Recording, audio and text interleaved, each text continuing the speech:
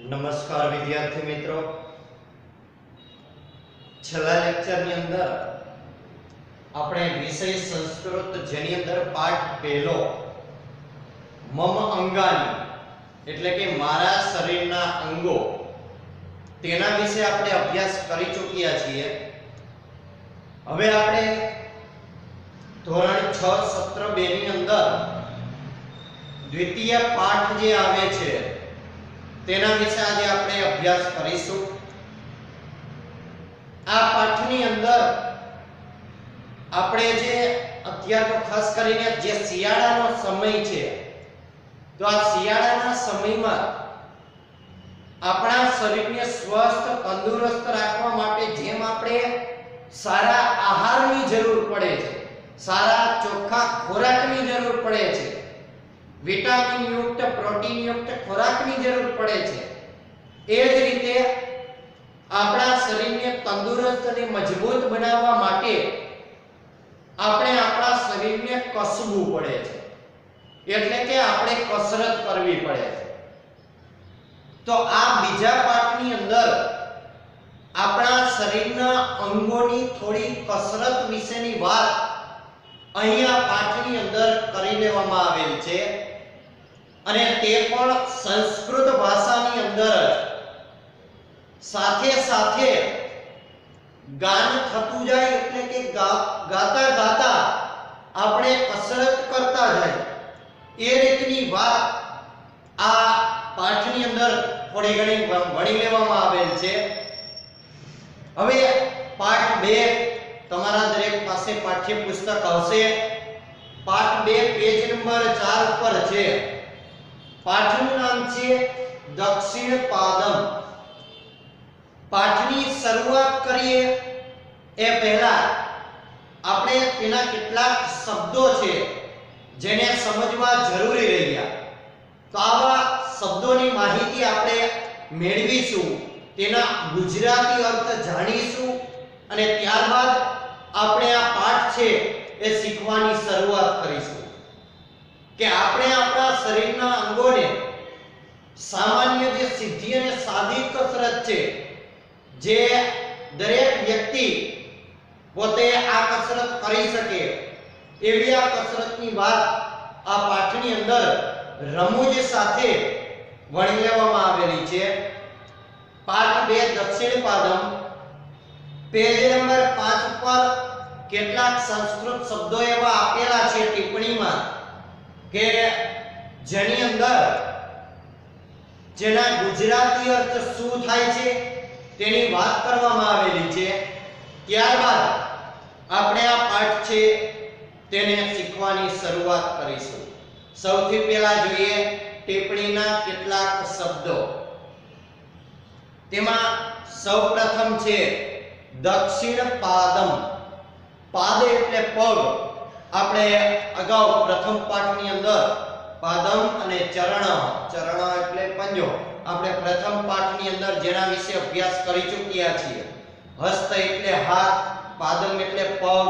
તો આવા દરેક શબ્દો હવે ધીમે ધીમે રૂટીનમાં દરેક પાઠમાં આવતા જતા હોય છે, એટલે એ આપણે ભૂલવાનું નથી, તેને યાદ રાખવાનું છે। હવે નવો શબ્દ એક ઉમેરાણો દક્ષિણ। દક્ષિણ એટલે જમણો।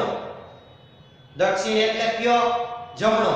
જમણા પગની વાત કરવામાં આવે તો દક્ષિણ પાદમ કહેવામાં આવે છે।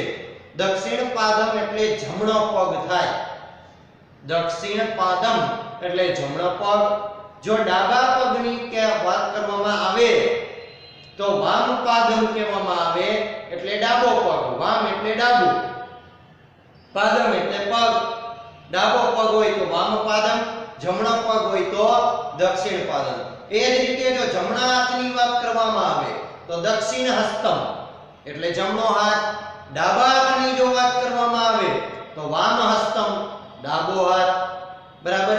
ત્યારબાદ બીજો શબ્દ છે પુરઃ। પુરઃ એટલે આગળ, કારણ કે આમાં કસરતની વાત છે એટલે પગ આગળ કરવો, હાથ આગળ કરવો વગેરે વાત કરવામાં આવશે, તો પુરઃ શબ્દ જ્યારે આવે ત્યારે આગળ એવો અર્થ થાય છે। પુરઃ એટલે આગળ, તો એનું વિરોધી થઈ જાય પૃષ્ઠમ। પૃષ્ઠમ એટલે પાછળ। દાખલા તરીકે મારી પાછળ છે એ બ્લેકબોર્ડ છે તો પૃષ્ઠમ એવો શબ્દ સંસ્કૃતમાં મારે ઉપયોગ કરવો પડે, પાછળ છે એટલા માટે. જો હાથ પાછળ કરવાનું કહેવામાં આવે તો પૃષ્ઠમ, આગળ કરવાનું કહેવામાં આવે તો પુરઃ પૃષ્ઠમ. જો આ પાઠની અંદર સંસ્કૃતના વિરોધી શબ્દ સાથે તમે શીખતા જાઓ છો. કેવી રીતે? તો આપણે જોયું દક્ષિણ તો કયો થાય? જમણો. તો એનું વિરોધી થાય ડાબો, બરાબર, જેને કહેવામાં આવે વામ. દક્ષિણ એનું વિરોધાર્થી વામ, બરાબર છે. ત્યારબાદ બીજું જોયું તો કે પુરઃ એટલે આગળ, તો પૃષ્ઠમ એટલે પાછળ. ત્યારબાદ છે પુરુ એટલે કરો. કોઈ પણ કાર્ય છે એ કરવાની જ્યારે વાત કરવામાં આવે, દાખલા તરીકે લખવાનું કાર્ય કરો તો પુરુ, કરો એવું જ્યારે શબ્દનો પ્રયોગ કરવામાં આવે છે ત્યારે પુરુ સંસ્કૃતમાં શબ્દનો ઉપયોગ કરવો પડે છે. પુરુ એટલે કરો. મંદમ એટલે સાવ ધીમે, એનું વિરોધી થાય શીઘ્ર એટલે ઝડપથી. મંદમ એટલે સાવ ધીમે, જ્યારે શીઘ્ર એટલે ખૂબ ઝડપથી. મંદમ એટલે ધીમે. ત્યારબાદ છે ભ્રામય એટલે ફેરવો, ગોળ ફેરવવાની જ્યારે વાત કરવામાં, હાથને ગોળ ફેરવવાની વાત કરવામાં આવે તો ભ્રામય એટલે ફેરવો. ભ્રામય એટલે ગોળ ફેરવો. ભ્રામય એટલે ફેરવો. વામ એટલે ડાબો, અગાઉ મેં તમને કહી દીધું, વામમ એટલે ડાબો. હસ્તમ એટલે હાથ, પાદમ એટલે પગ, અગાઉના પાઠમાં પણ આપણે શીખી ગયા. સર્વાંગ, સર્વ પ્લસ અંગ, અહીંયા સંધિ ભેગી છે. સર્વાંગ, સર્વ એટલે બધા, અંગ એટલે અંગો. સર્વાંગ એટલે બધા જ અંગો. ત્યારબાદ છે ખેલામહ, બરાબર, જે તમને નાના દરેક બાળકને ગમતું હોય એવી બાબત. ખેલામહ એટલે રમીએ, રમવાની જ્યારે વાત કરવામાં આવે ત્યારે ખેલામહ એટલે રમીએ. ત્યારબાદ છે મિલિત્વા, એકબીજાને હળી મળીને, એકબીજાને ભેટીને, એકબીજાને મળીને. મિલિત્વા એટલે મળીને. ખાદામહ એટલે ખાઈને, આ બધી ક્રિયાઓ છે. ખેલામહ પછી ખાદામહ, બરાબર, તો આ ક્રિયાઓ છે. તો ખાદામહ એટલે ખાઈએ, ખાદામહ એટલે કંઈક ખાવાની વાત કરવામાં આવેલી છે.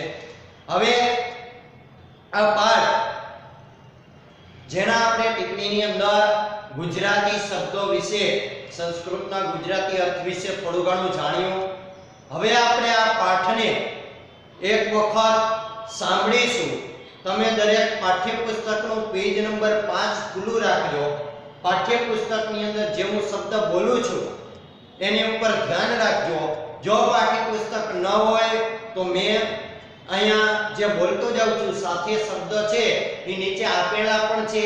જો પાઠ્યપુસ્તક ન હોય તો તેમાં પણ તમે YouTube ઉપર આમાં જોઈ પણ શકો છો. જોઈએ.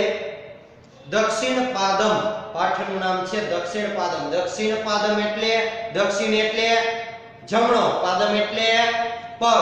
દક્ષિણ પાદમ એટલે જમણો પગ. હવે આખું સંસ્કૃતમાં પહેલા હું એક વખત બોલી લઉં છું, તમારે ફક્ત સાંભળવાનું છે અને જો ફાવે તો સાથે ગાઈ પણ શકો છો, નહીતર ફક્ત ધ્યાન આપો. ત્યારબાદ આપણે તેનો અનુવાદ કરીશું, ભાષાંતર કરીશું. જોઈએ. દક્ષિણ પાદમ પુરસ્કુરુ, દક્ષિણ પાદમ પુરસ્કુરુ, દક્ષિણ પાદમ પુરસ્કુરુ, દક્ષિણ પાદમ કુરુ પૃષ્ઠમ. મંદમ મંદમ ભ્રામયતમ ગોલાકારં સ્વયં ભ્રમ. મંદમ મંદમ ભ્રામયતમ ગોલાકારં સ્વયં ભ્રમ. વામં પાદમ પુરસ્કુરુ, વામં પાદમ પુરસ્કુરુ, વામં પાદમ પુરસ્કુરુ, વામં પાદમ કુરુ પૃષ્ઠમ. મંદમ મંદમ ભ્રામયતમ ગોલાકારં સ્વયં ભ્રમ.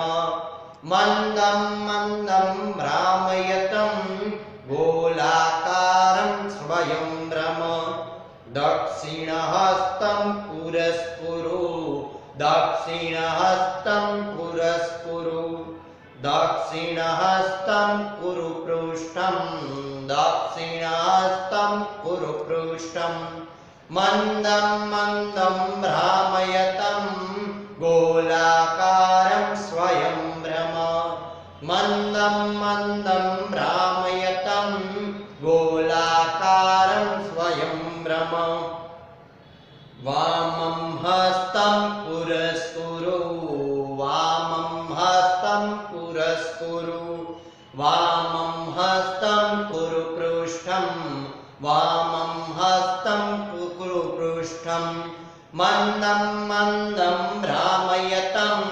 ગોલાકારમ સ્વયંભ્રમ મંદમ મંદમ ભ્રામયતમ ગોલાકારમ સ્વયંભ્રમ હસ્તદ્વયમ પુરસ્કુરુ હસ્તદ્વયમ પુરસ્કુરુ હસ્તદ્વયમ કુરુ પૃષ્ઠમ હસ્તદ્વયમ કુરુ પૃષ્ઠમ મંદમ મંદમ ભ્રામયતમ ગોલાકારમ સ્વયંભ્રમ મંદમ મંદમ ભ્રામયતમ ગોલાકારમ સ્વયંભ્રમ સર્વાંગમ હિ પુરસ્કુરુ સર્વાંગમ હિ પુરસ્કુરુ સર્વાંગમ હિ કુરુ પૃષ્ઠમ સર્વાંગમ હિ કુરુ પૃષ્ઠમ મંદમ મંદમ ભ્રામયતમ ગોલાકારમ સ્વયંભ્રમ મંદમ મંદમ ભ્રામયતમ ગોલાકારમ સ્વયંભ્રમ સર્વે મિલિત્વા ખેલામઃ સર્વે મિલિત્વા ખેલામઃ સર્વે મિલિત્વા ગાયામઃ સર્વે મિલિત્વા ગાયામઃ સર્વે મિલિત્વા ખાદામઃ સર્વે મિલિત્વા નૃત્યામઃ સર્વે મિલિત્વા ખાદામઃ સર્વે મિલિત્વા નૃત્યામઃ આ કાવ્ય સ્વરૂપનો જે પાઠ 2 છે જેની અંદર કસરતની વાત કરવામાં આવેલી છે આપણે તેનો અનુવાદ કરશું સાથે કસરત પણ કરતા જશું એની પહેલા ફરી એક વખત હજી ટિપ્પણીના શબ્દાર્થથી જોઈ લઈ પાકા કરી લઈ ત્યારબાદ આપણે પછી તેનો અનુવાદ કરીશું ટિપ્પણીમાં શબ્દાર્થ છે ફરી એક વખત પાછા રિપીટ કરી લઈએ દક્ષિણ પાદમ એટલે જમણો પગ પુરઃ એટલે આગળ પૃષ્ઠમ એટલે પાછળ કુરુ એટલે કર મંદમ એટલે ધીમે ભ્રામય એટલે ફેરવો વામમ એટલે ડાબો હસ્તમ એટલે હાથ સર્વાંગ એટલે બધા જ અંગ ખેલામાં હોય એટલે રમીએ મિલિત્વા એટલે મળીને અને ખાદામાં હોય એટલે ખાઈએ હવે પેજ નંબર 4 ઉપર પાઠનું નામ જે દક્ષિણ પાદમ છે ત્યાં થોડીક અંગોની કસરત દર્શાવતા થોડા ઘણા ચિત્રો પણ આપેલા છે તે પણ આપણે એક વખત જોઈ લઈએ બધા પોતાના પાઠ્યપુસ્તકના પેજ નંબર 4 ઉપર જુઓ અલગ અલગ કસરત હાથ આગળ કરવા પાછળ કરવા પગ આગળ કરવા પાછળ કરવા તેમજ તેને ગોળ ગોળ દરેકને ફેરવવા આવી વાત આ પાઠની અંદર આખી વણી લેવામાં આવેલી છે સામાન્ય સીધી સાદી કસરતની વાત આ પાઠની અંદર વણી લેવામાં આવેલી છે તો તેનો અનુવાદ આપણે કરતા જાશું એ પહેલા શબ્દાર્થ તમારે પાકા કરવાયો છે આજે હોમવર્કમાં શબ્દાર્થ આપેલા છે એ શબ્દાર્થ દરેકે લખી જે પ્રમાણે કીધેલું એ પ્રમાણે લખી અને પાકા કરવાના રહેશે આ પાઠનો અનુવાદ છે આ શબ્દાર્થ પાકા થઈ જાય પછી આપણે નેક્સ્ટ લેક્ચરમાં આના અનુવાદ વિશે વિગતે આપણે અભ્યાસ કરીશું okay thank you very much